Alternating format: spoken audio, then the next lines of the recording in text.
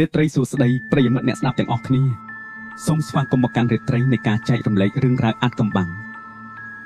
រាល់ពេលដែលយើងនិយាយពីរឿងខ្មោចលងមនុស្សភាគច្រើនតែងតែនឹកឃើញដល់ព្រៃស្ងាត់ផ្ទះខ្មោចលងនៅតាមជនបទឬវត្តអារាមចាស់ៗប៉ុន្តែតើអ្នកធ្លាប់គិតទេថាជួនកាលកន្លែងដែលគួរឲ្យខ្លាចបំផុតមិនមែនជាកន្លែងស្ងាត់ដាច់ស្រយាលនោះទេតែវាជាកន្លែងដែលមានមនុស្សរស់នៅអ៊ូអរជាពិសេសនៅក្នុងបន្ទប់ដែលអ្នកកំពុងតែគេងរាល់យប់នេះតែម្ដងតើអ្នកដឹងទេថាបន្ទប់ជួលដែលអ្នកកំពុងស្នាក់នៅសាងសង់តាំងពីឆ្នាំណាតើធ្លាប់មាននរណាមកស្នាក់នៅមុនអ្នកខ្លះតើធ្លាប់មាននរណាស្លាប់នៅក្នុងបន្ទប់នោះឬទេយប់នេះខ្ញុំនឹងនាំអារម្មណ៍ប្រិយមិត្តមកស្ដាប់រឿងរ៉ាវដ៏រន្ធត់មួយដែលទើបតែកើតឡើងកាលពីប្រហែលឆ្នាំមុននៅកណ្ដាលទីក្រុងភ្នំពេញយើងនេះឯងវាជារឿងរ៉ាវរបស់និស្សិតម្នាក់ដែលបានជួលបន្ទប់មួយក្នុងតម្លៃថោកខុសពីធម្មតាដោយមិនបានដឹងសោះថាគេមិនមែនរស់នៅក្នុងបន្ទប់នោះតែម្នាក់ឯងឡើយសូមបិទភ្លើងបន្ទប់របស់អ្នកសម្លឹងមើលទៅពីតាមមួយផ្លែតរួចបិទភ្នែកស្ដាប់ទាំងអស់គ្នាការស្វែងរកកន្លែងជ្រកកោនកណ្ដាលទីក្រុងវិជាគឺជាយុវជនម្នាក់មកពីខេត្តដែលទើបតែប្រឡងជាប់ចូលរៀនឆ្នាំទី2នៅសាកលវិទ្យាល័យមួយក្នុងទីក្រុងភ្នំពេញ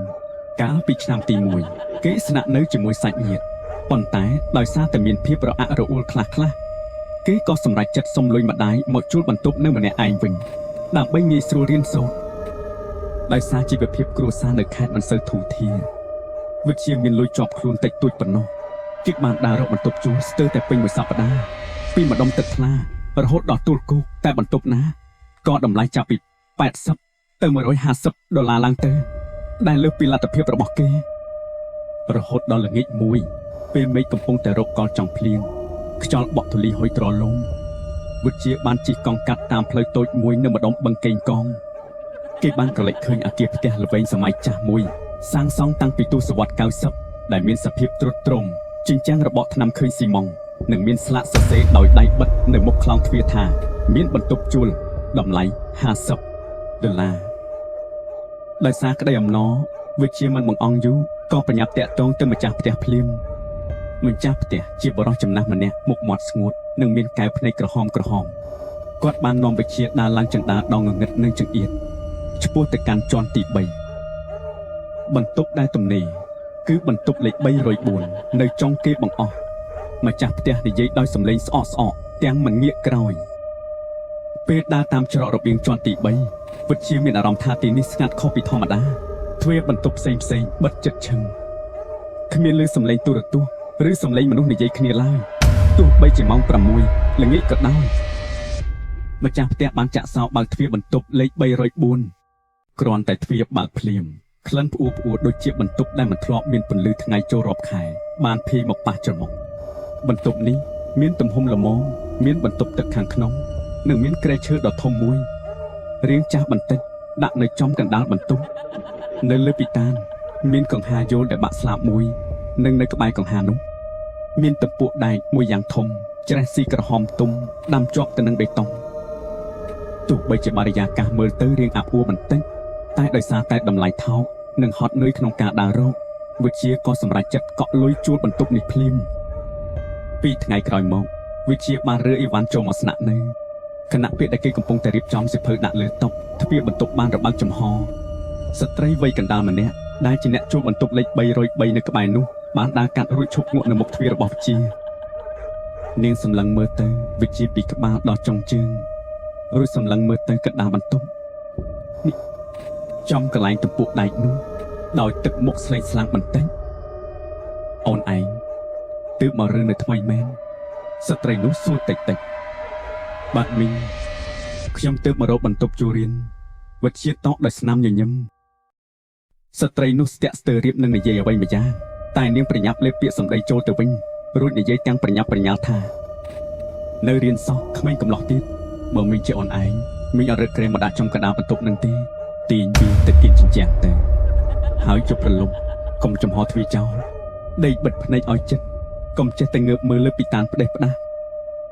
និយាយចប់គាត់ក៏ប្រញាប់ដើរចូលបន្ទប់គាត់បាត់ទៅលន់សោបិទទ្វារនិងចាក់កន្លឹះយ៉ាងតឹងរឹង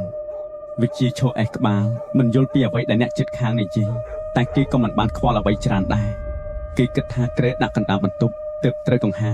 និងម៉ាស៊ីនត្រជាក់ស្រួលយប់ដំបូងនៅក្នុងបន្ទប់ថ្មីម៉ោង 11 យប់វិជាបានបិទភ្លើងដេកនៅលើគ្រែឈើកណ្ដាលបន្ទប់ដោយបើកកង្ហារពីតានចោលសំឡេងកង្ហារវិលលន់សូវើតក្រាកដោយសារវាលំខ្ចៅនិងបាក់ស្លាប់ម្ខាងទោះបីជាខំប្រឹងរាប់ជាងដល់រាប់រយក៏ដោយក៏វិជានៅតែមិនអាចដេកលក់បរិយាកាសក្នុងបន្ទប់មានអារម្មណ៍ថាហប់ស្អុះស្អាប់ទោះបីជាមានខ្យល់កង្ហារក៏ដោយអ្វីដែលកាន់តែចម្លែកគឺគេមានអារម្មណ៍ថាមានកែវភ្នែកមួយគូកំពុងតែសម្លឹងមើលគេពីជ្រុងងងឹតណាមួយនៃបន្ទប់តក់សំឡេងទឹកស្រក់ចេញពីទយោក្នុងបន្ទប់ទឹកលលីឡើងកាត់ផ្ដាច់ភាពស្ងាត់ជ្ងំវិជាដកដង្ហើមធំប្រឹងទាញភួយមកគ្របត្រឹមទ្រូងរួចងាកខ្លួនទៅម្ខាងអនុញ្ញាតឲ្យភាពនឿយហត់ទាញគេចូលទៅក្នុងក្តីយល់សប្តិក្នុងយប់នោះគេបានយល់សប្តិឃើញរឿងមួយយ៉ាងចម្លែកគេយល់សប្តិថាគេកំពុងតែដេកនៅលើគ្រែដដែលនេះតែគេមិនអាចកម្រើកខ្លួនបានទេស្រាប់តែមានទឹកត្រជាក់ពី3ដំណក់ស្រក់ចុះពីលើពីតានមកចំកណ្ដាលថ្ងាសរបស់គេពេលគេងើបភ្នែកមើលទៅលើគេឃើញមានវត្ថុរាងវែងម្យ៉ាងកំពុងតែយល់ចុះយល់ឡើងចុះមកក្រោមប៉ុន្តែមុននឹងអាចមើលច្បាស់ថាជាអ្វីគេក៏ភ្ញាក់ព្រឹត្តឡើងស្របពេលដែលម៉ោងរោទូរស័ព្ទលាន់ឡើងនៅម៉ោង 6 ព្រឹកវិជាបែកញើសជុកខ្លួនទោះបីបន្ទប់ត្រជាក់គេគិតថាគ្រាន់តែជាសុបិនអាក្រក់ដោយសារបដូរកន្លែងថ្មីទើបមិនសូវសមចូលដល់យប់ទី2វិជាត្រូវស្នាក់នៅធ្វើកិច្ចការសាលារហូតដល់ម៉ោង 1 កន្លះរំលងអាធ្រាត្របន្ទាប់ពីសរសេរចប់គេក៏ពន្លត់ភ្លើងតុបរួចទម្លាក់ខ្លួនដេកលើគ្រែដោយក្តីនឿយហត់មេឃខាងក្រៅកំពុងតែធ្លាក់ភ្លៀងរលឹមស្រេចធ្វើឲ្យអាកាសធាតុត្រជាក់ស្រួលប៉ុន្តែភាពត្រជាក់នេះវាប្រែជាត្រជាក់ខុសធម្មតាម៉ាស៊ីនត្រជាក់ដែលបិទយូរហើយស្រាប់តែហាក់ដូចជាកំពុងបញ្ចេញចំហាយទឹកកកវិជាទាញភួយមកគ្របចិត្តទឹកកកស្រាប់តែគេចាប់ផ្ដើមធំក្លិនវាមិនមែនជាក្លិនផ្អួរដូចថ្ងៃដំបូងទេប៉ុន្តែវាជាក្លិនឆ្អាបដូចជាមនុស្សដែលទុកចោលជាច្រើនថ្ងៃលាយឡំនឹងក្លិនស្អុយរលួយសាច់និងក្លិនទឹកអប់កំប៉ុងថោកក្លិននេះវាអាក្រក់ខ្លាំងរហូតដល់វិជាចង់ក្អួតគេយកដៃខ្ទប់ច្រមុះរួចបើកភ្នែកឡើងក្នុងភាពងងឹតនៅពេលនោះហើយដែលសំឡេងមួយបានចាប់ផ្ដើមបន្លឺឡើងពីលើពីតានចំពីលើក្បាលរបស់គេវាលាន់ចេញពីទីតាំងទំពក់ដែកនោះសំឡេងនេះស្ដាប់ទៅដូចជាមានវត្ថុដ៏ធ្ងន់ម្យ៉ាងដែលមានទម្ងន់រាប់សិបគីឡូកំពុងតែព្យួរជាប់នឹងទំពក់ហើយយល់ចុះយល់ឡើងទាញដៃទាំងពីរឲ្យទៅដុសគ្នាទៅវិញទៅមកវិជាបេះដូងលោតញាប់ដុកដាក់គេមិនហ៊ានងើបក្បាលមើលទៅលើទេព្រោះពាក្យពមៀរបស់អ្នកជិតខាងបានផុសឡើងក្នុងខួរក្បាលដេកបិទភ្នែកឲ្យជិតកុំចេះតែងើបមើលលើពីតានផ្ដេសផ្ដាស់គេសង្ងំស្ងៀមបិទភ្នែកជិតឈឹងខំប្រឹងសូត្រធម៌តើតែសំឡេងនោះស្ងាត់ទៅវិញដោយខ្លួនឯងនៅចិត្តភ្លឺទើបគេអាចដេកលោកបានយប់ទី3យប់ដែលវិជានឹងចងចាំមិនភ្លេចអស់មួយជីវិតដោយសារការភ័យខ្លាចយប់នេះវិជាសម្រេចចិត្តបើកអំពូលភ្លើងបន្ទប់ទឹកចោលដើម្បីឲ្យមានពន្លឺព្រាលចាំងចូលមកក្នុងបន្ទប់គេក៏បានលេបថ្នាំមួយដេកមួយគ្រាប់ដើម្បីកុំឲ្យភ្ញាក់កណ្ដាលយប់ទៀតប៉ុន្តែថ្នាំនោះមិនអាចទប់ទល់នឹងអំណាចអរូបីបានឡើយម៉ោង 3 ទៀបភ្លឺវិជាបានភ្ញាក់ដឹងខ្លួនឡើងគេចង់ងើបទៅយកទឹកផឹកតែរាងកាយរបស់គេកម្រើកលែងរួចហើយជើងទាំងពីរហាក់ដូចជាមាននរណាយកខ្សែមកចងភ្ជាប់គ្នាដៃទាំងពីរក៏ត្រូវសង្កត់ជាប់នឹងពូកយ៉ាងណែនទ្រូងរបស់គេមានអារម្មណ៍ធ្ងន់ដូចមានថ្មរាប់រយគីឡូសង្កត់ពីលើធ្វើឲ្យគេពិបាកដកដង្ហើមយ៉ាងខ្លាំងគេដឹងច្បាស់ណាស់គេកំពុងតែត្រូវខ្មោចសង្កត់វិជាបើកភ្នែកព្រាលសម្លឹងមើលទៅជញ្ជាំងបន្ទប់ខាងស្ដាំដៃដែលមានពន្លឺភ្លើងផ្លូវពណ៌លឿងស្រអាប់ចាំងចូលតាមចម្រឹងបង្អួចអ្វីដែលគេបានឃើញនៅលើជញ្ជាំងនោះធ្វើឲ្យទឹកភ្នែករបស់គេហូរចេញមកដោយមិនដឹងខ្លួនដោយសារក្តីតក់ស្លុតនៅលើជញ្ជាំងនោះមានស្រមោលខ្មៅមួយកំពុងតែប្រកបរូបរាងឡើងវាជាស្រមោលនៃរាងកាយមនុស្សប៉ុន្តែជើងទាំងពីរមិនជាប់ដីទេស្រមោលនោះទន់ល្វើយចុងម្រាមជើងសំយងចុះក្រោមហើយវាកំពុងតែយល់ចុះយល់ឡើងយល់ចុះយល់ឡើងជាចង្វាក់សំឡេងតពួតដែកត្រដុសគ្នាបន្លឺឡើងស៊ីចង្វាក់គ្នានឹងការយល់នៃស្រមោលនោះវិជាដឹងច្បាស់ពីប្រភពនៃស្រមោលនោះដោយសារពន្លឺជះពីបង្អួចមកស្រមោលដែលធ្លាក់លើជញ្ជាំងគឺត្រូវតែជារបស់ដែលនៅកណ្ដាលបន្ទប់ហើយរបស់ដែលនៅកណ្ដាលបន្ទប់ពេលនេះគឺកំពុងតែព្យួរយល់នៅចំពីលើក្បាលរបស់គេផ្ទាល់វិជាខំប្រឹងបិទភ្នែក តែត្របកភ្នែករបស់គេហាក់ដូចជាត្រូវគេចង់ទាញឲ្យបើកធំគេមិនចង់មើលទេគេមិនចង់ឃើញទេប៉ុន្តែកម្លាំងម្យ៉ាងបានបង្ខំឲ្យកែវភ្នែករបស់គេងើបសម្លឹងឡើងទៅលើពីតានបន្តិចម្ដងកែវភ្នែករបស់គេបានមើលឃើញចុងជើងស្លេកស្លាំងមួយគូបន្តឡើងមកដល់សម្លៀកបំពាក់ជារ៉ូបស្ត្រីទម្ងន់ផ្ទៃពោះពណ៌សដែលប្រឡាក់ទៅដោយឈាមខ្មៅក្រមៅនិងទឹកស្អុយរលួយបន្តឡើងមកទៀតគឺកកដ៏តូចមួយដែលត្រូវរឹតដោយខ្សែនីឡុងពណ៌ខៀវយ៉ាងតឹងរហូតដល់ស្បែករហែកធ្លាយដល់ឆ្អឹងនិងចុងក្រោយគឺផ្ទៃមុខរបស់នាងសាកសពស្ត្រីម្នាក់នោះកំពុងតែយោចុះយោឡើងនៅចម្ងាយមិនដល់កន្លះម៉ែត្រពីមុខរបស់វិជាឡាយសក់ដ៏វែងអន្លាយនិងស្អិតចម្ពាក់របស់នាងសំយងធ្លាក់ចុះមកក្បែរនឹងច្រមុះរបស់វិជាបញ្ចេញក្លិនស្អុយរលួយយ៉ាងកាចសាហាវនាងមិនទាន់បិទភ្នែកទេក្របភ្នែកសស្គឹមលៀនចេញមកក្រៅឡើងសរសៃក្រហមកំពុងតែសម្លឹងសម្លក់ចុះមកចំកែវភ្នែករបស់វិជាមិនព្រិចអណ្ដាតពណ៌ស្វាយខ្មៅរបស់នាងលៀនចេញពីមាត់យ៉ាងវែងស្រក់ទឹកមាត់និងឈាមពណ៌ខ្មៅរលួយតក់មកលើថ្ពាល់របស់វិជាចង់ស្រែកតែគ្មានសម្លេងចេញសំបីមួយម៉ាត់ទឹកភ្នែកហូរជោគថ្ពាល់រំពេចនោះសាកសពដែលកំពុងយល់នោះបានឈប់យល់នាងបានបវល់ក្បាលយ៉ាងលឿនខ្វាច់ចុះមកក្រោមផ្ទៃមុខរលួយនោះខិតមកគៀកទង្គិចនឹងច្រមុះវិជារួចនាងបានបញ្ចេញសម្លេងស្អកក្រលួចត្រជាក់ស្រេងហាក់ដូចជាកំពុងខំប្រឹងដកដង្ហើមតាមរន្ធកកដែលត្រូវរឹតនោះជួយស្រែកខ្សែឲ្យអញផងអញថប់ដង្ហើមណាស់ចេញពីក្រែអញទៅគ្រាន់តែឮពាក្យនោះកម្លាំងភ័យរន្ធត់ដល់កម្រិតកំពូលបានធ្វើឲ្យវិជាទម្លាយចំណងអារូបីនោះបានគេស្រែកចង់ដង្ហើមញាក់កុករួចហាក់បែងចេញស្ទុះលួតចុះពីលើក្រែរមៀតដួលទៅលើកម្រាលឥដ្ឋទាំងមិនខ្វល់ថាបោកក្បាលនឹងតុនោះទេ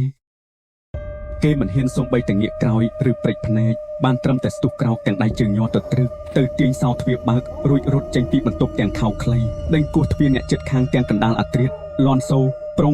ងមីជួយផងខ្មោចឡងជួយខ្ញុំផងទ្វារបន្ទប់លេខ303បានបើកឡើងស្ត្រីវ័យកណ្ដាលនោះបានទាញវិជាចូលក្នុងបន្ទប់រួចចាក់សោចិត្តយប់នោះវិជាអង្គុយអោបជង្គង់នៅជ្រុងបន្ទប់ញ័រខ្លួនដូចកូនសត្វត្រូវទឹករហូតដល់មេឃភ្លឺដោយមិនហ៊ានបិទភ្នែកសូម្បីមួយវិនាទីព្រឹកឡើងមេឃស្រឡះល្អវិជាបានសុំឲ្យអ្នកជិតខាង2-3នាក់ទៅជួយរើអីវ៉ាន់របស់គេចេញពីបន្ទប់304ភ្លាមដោយមិនខ្ចីទាមទារប្រាក់កក់$50នោះវិញសូម្បី1រៀលពេលកំពុងរើអីវ៉ាន់មីងអ្នកជិតខាងនោះបានលួចប្រាប់គេពីការពិតដ៏សែនឈឺចាប់នៃបន្ទប់នេះគាត់ប្រាប់ថាកាលពី3ឆ្នាំមុនមាននិស្សិតស្រីម្នាក់ត្រូវសង្សាររបស់បងចៅទាំងកំពុងមានផ្ទៃពោះ5ខែដោយសារតែវិបត្តិផ្លូវចិត្តការខ្មាស់អៀននិងសម្ពាធគ្រួសារនាងបានសម្រេចចិត្តបិទទ្វារបន្ទប់លេខ304នេះរួចយកខ្សែនីឡុងចងកសម្រាប់ខ្លួនឯងនិងកូនក្នុងផ្ទៃនៅនឹងទំពក់ដៃកណ្ដាលបន្ទប់នោះឯងសាកសពរបស់នាងត្រូវគេប្រទះឃើញបន្ទាប់ពីនាងស្លាប់បាន5ថ្ងៃពេលដែលរាងកាយនាងហាមរលួយហើយក្លិនស្អុយសាយភាយពេញជាន់ទី3ឈាមនិងទឹកលឿងរបស់នាងបានស្រក់ជោគពេញពុកដែលដាក់ចំពីក្រោមនោះតាំងពីពេលនោះមកបន្ទប់នោះមិនដែលទុកទំនេរបានយូរទេអ្នកណាដែលមកចូលបន្ទប់នោះបើហ៊ានទាញក្រេះទៅដាក់ចំកណ្ដាលបន្ទប់ក្រោមទំពក់ដែកនោះគឺប្រៀបដូចជាទឹកដីកាយកន្លែងដែលឈាមនាងស្រក់ចុះអញ្ចឹងនាងតែងតែបង្ហាញខ្លួនទម្លាក់ខ្លួនចងកឲ្យឃើញចំពីលើមុខរាល់យប់ព្រោះទីនោះគឺជាកន្លែងដែលនាងរងទុក្ខវេទនានិងដកដង្ហើមចុងក្រោយរឿងរ៉ាវរបស់វិជាបានបញ្ចប់ត្រឹមនេះទីក្រុងភ្នំពេញពោពេញទៅដោយមនុស្សអ៊ូអរតែភាពឯកោនិងក្តីអស់សង្ឃឹមរបស់មនុស្សមួយចំនួនបានបន្សល់ទុកនៅស្រមោលដ៏ខ្មៅងងឹតនៅក្នុងបន្ទប់ចង្អៀតទាំងនោះចុះអ្នកទាំងអស់គ្នាវិញតើបន្ទប់ដែលអ្នកកំពុងស្នាក់នៅពេលនេះធ្លាប់មានប្រវត្តិបែបណាខ្លះសាកងើបសម្លឹងមើលទៅពីឋានកណ្ដាលបន្ទប់របស់អ្នកបន្តិចមើលតើមានស្នាមទំពក់ដៃចាស់នៅទីនោះដែរឬទេបើមានសូមប្រយ័ត្នកុំរើក្រែទៅដាក់ចំពីក្រោមឲ្យសោះព្រោះយប់នេះអាចនឹងមានស្រមោលអ្វីមួយយ៉ាងមកយល់ខ្លួនកំដរអ្នកក៏ថាបានសូមអរគុណសម្រាប់ការតាមដានស្ដាប់កុំភ្លេចជួយចុច like share និង subscribe ដើម្បីទទួលបានរឿងរ៉ាវរន្ធត់ជាច្រើនទៀតសូមរីត្រីសួស្ដីហើយសង្ឃឹមថាអ្នកនឹងមិនឃើញអ្វីប្លែកនៅពេលបិទភ្នែកជុំនេះចុះ